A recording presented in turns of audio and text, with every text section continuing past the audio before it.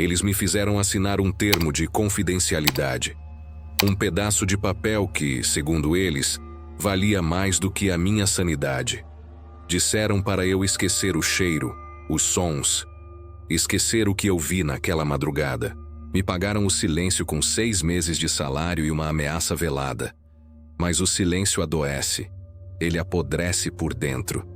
E eu não aguento mais carregar este fardo sozinho. O que eu vou contar agora não é uma história de fantasma. É um testemunho.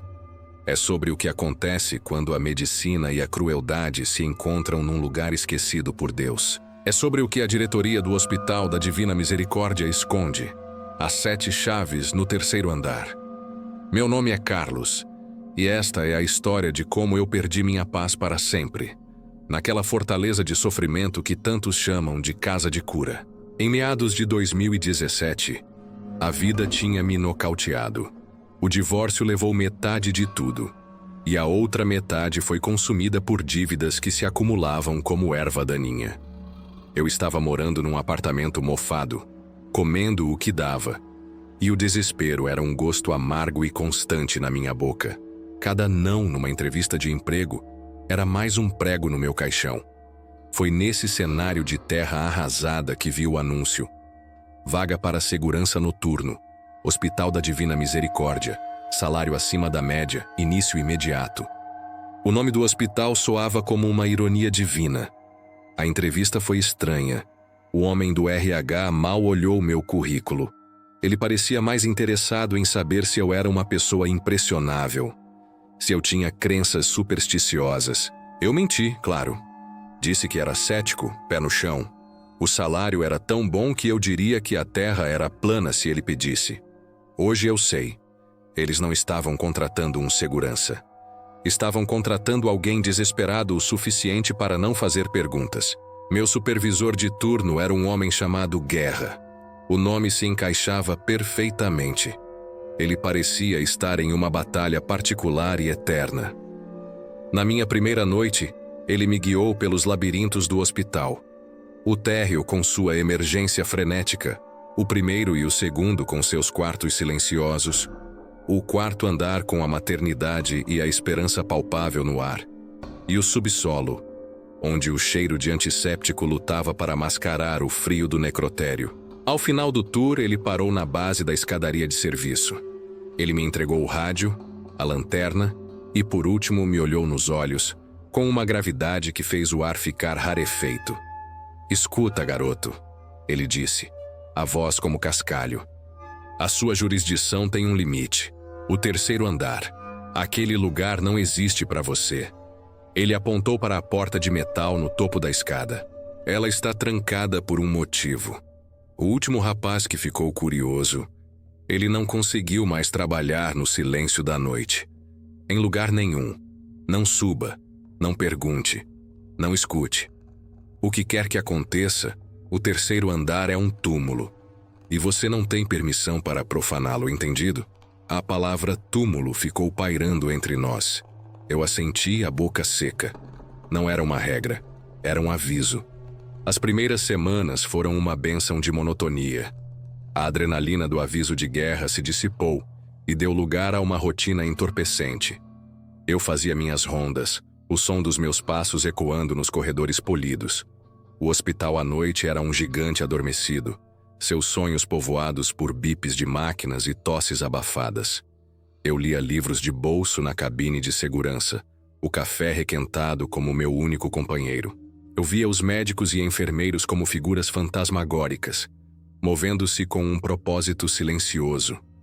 E eu via Dona Elvira, uma enfermeira que parecia ter a idade do próprio hospital.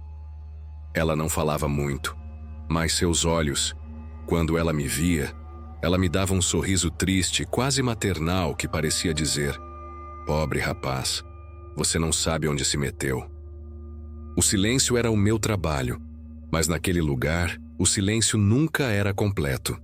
Havia sempre algo por baixo, uma nota dissonante na sinfonia da noite. Aconteceu numa terça-feira, por volta das 2 da manhã. Eu estava no elevador de serviço, voltando do subsolo. Apertei o botão do térreo. As portas se fecharam. O elevador subiu com seu solavanco familiar, mas não parou no térreo.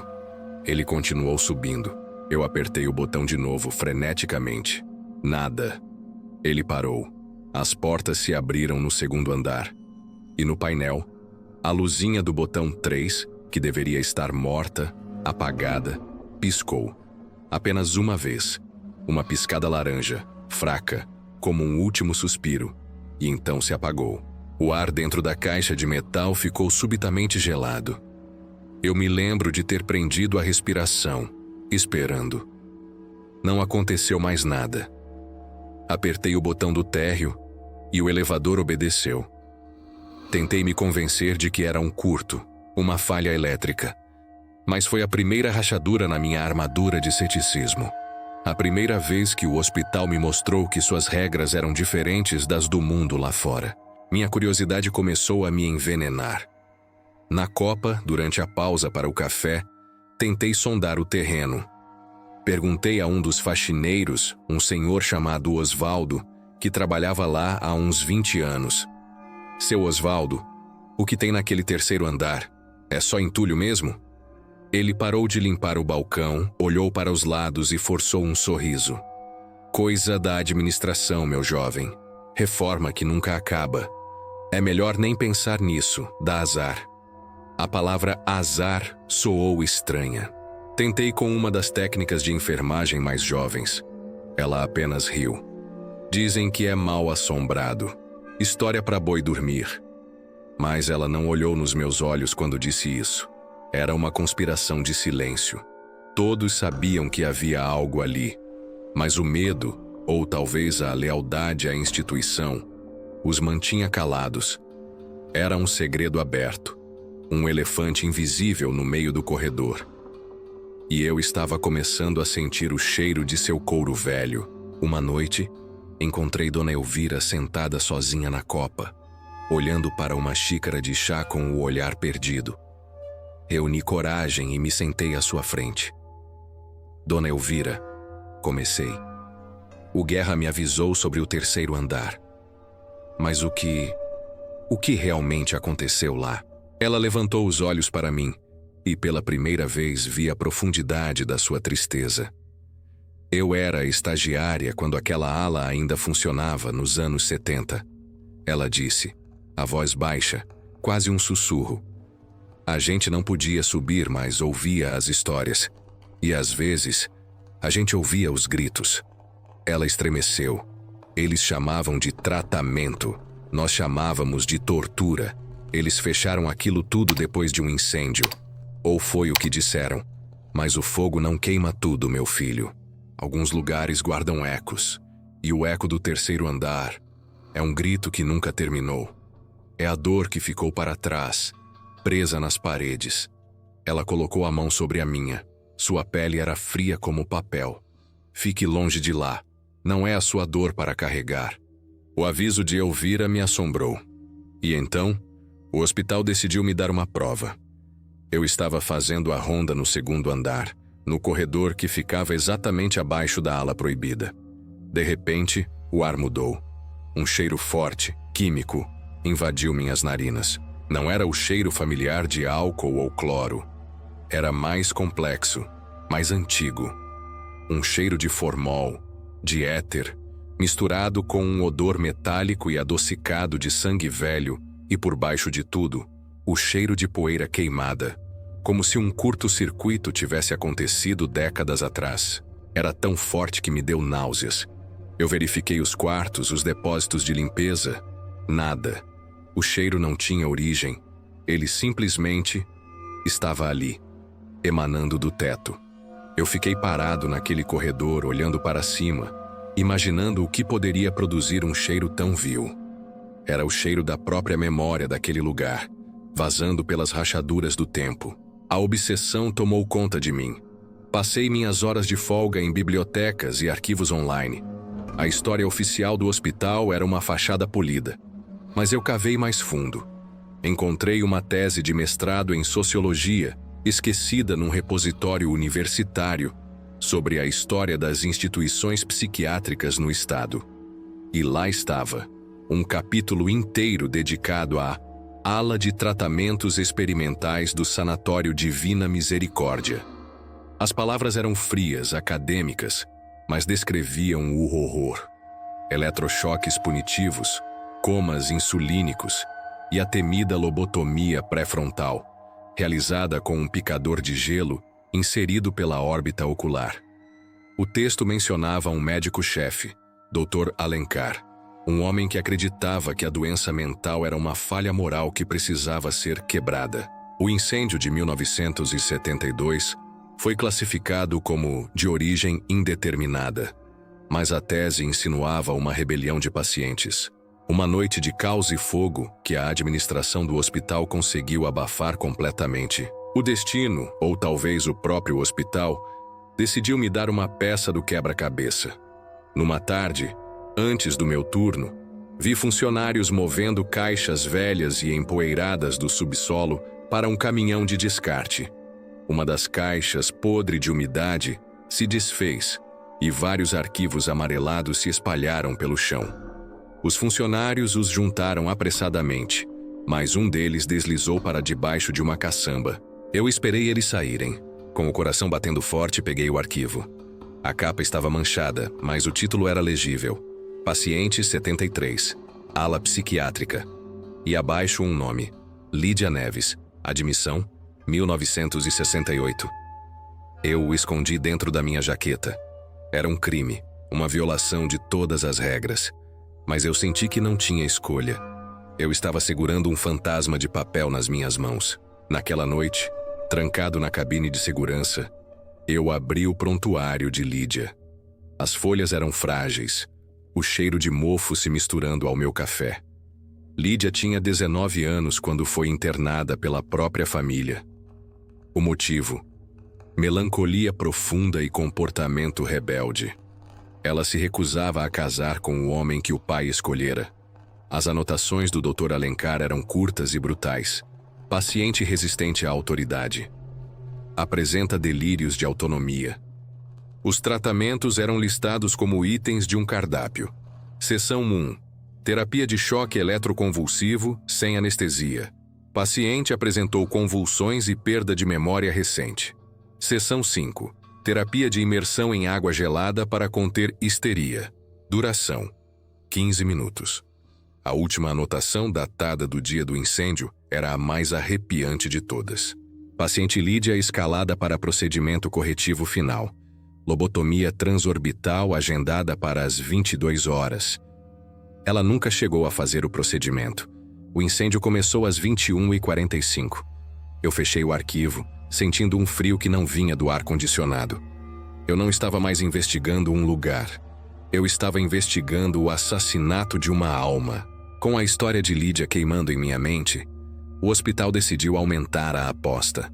Foi numa quinta-feira, uma noite particularmente silenciosa. Eu estava na minha cabine, o monitor do sistema de segurança à minha frente, quando ouvi, pelo intercomunicador que captava ruídos de todos os andares, um choro de criança. Não era um choro alto de birra, era um choro baixo, desolado, de partir o coração. Meu sangue gelou. Verifiquei a câmera da maternidade no quarto andar. Tudo quieto, as enfermeiras em seus postos, os bebês em seus berços. O som não vinha de lá. Ele era difuso. Parecia vir do meu próprio teto. O choro de uma criança fantasma vindo do lugar onde Lídia Neves foi torturada. Pela primeira vez eu usei o rádio, a voz tremendo. Guerra, aqui é o Carlos. Escuta. Tem um choro de criança aqui. A resposta dele foi um rosnado de estática. Carlos, o que eu te disse? Não tem nenhuma criança lá. Desligue o intercomunicador. É uma ordem. Eu obedeci. Mas o silêncio que se seguiu foi pior. Porque agora eu sabia. Não era só eco. Alguém ainda estava lá. O trabalho começou a me seguir para casa. O sono se tornou um campo minado. Eu tinha pesadelos, sempre o mesmo. Eu não era mais o Carlos. Eu era Lídia. Eu estava deitada na mesa de metal, olhando para as lâmpadas sujas do teto do terceiro andar. Eu sentia o frio do metal nas minhas costas, o cheiro químico no ar. Dr. Alencar estava ao meu lado. seu rosto sem feições, mas eu sentia seu sorriso por trás da máscara. Ele segurava algo brilhante e pontiagudo. Eu tentava gritar, mas minha voz não saía. Eu só conseguia chorar, um choro baixo e desesperado. E então, eu ouvia um som de criança chorando em algum lugar distante. Eu acordava encharcado de suor, o coração disparado, o grito preso na minha garganta. A linha entre a história dela e a minha realidade estava se desfazendo. Eu estava me tornando uma testemunha, não apenas dos fatos, mas dos sentimentos. E a dor dela estava começando a se tornar a minha. A noite de 14 de junho de 2018. A noite em que o véu se rasgou. Uma tempestade bíblica desabou sobre a cidade, como se o próprio céu estivesse furioso. Raios iluminavam os corredores em flashes estroboscópicos, seguidos por trovões que faziam o prédio tremer. A energia do hospital piscava. As luzes de emergência lançando sombras longas e dançantes. Foi então que aconteceu. Um alarme agudo e insistente soou no meu painel. Não era o alarme de incêndio geral. Era um alerta específico. Sensor de movimento. Corredor principal. Do 3º andar. O supervisor daquela noite não era Guerra. Era um garoto novo, burocrata que seguia o manual à risca. Pelo rádio, sua voz era irritantemente calma. Carlos, sensor de movimento no 3º. O protocolo exige verificação visual. Suba lá e reporte. Eu protestei, minha voz um fio. Senhor, nós não podemos... Ele me cortou. A diretoria atualizou os protocolos. Aquele andar está ativo no sistema. Vá, ou eu considero insubordinação. Eu estava encurralado. O destino, com uma crueldade poética, estava me forçando a cruzar a linha. Com as pernas pesando 1 tonelada cada, eu subi a escadaria de serviço. Cada degrau era uma contagem regressiva para o inevitável. Cheguei ao patamar do 3º andar. A porta de metal estava ali, imponente. E a corrente grossa e o cadeado enferrujado que sempre a mantiveram selada tinham sumido. A porta estava apenas fechada. Meu coração martelava contra minhas costelas. Peguei a chave mestra, a mesma que Guerra me entregou. Rezei para que não funcionasse.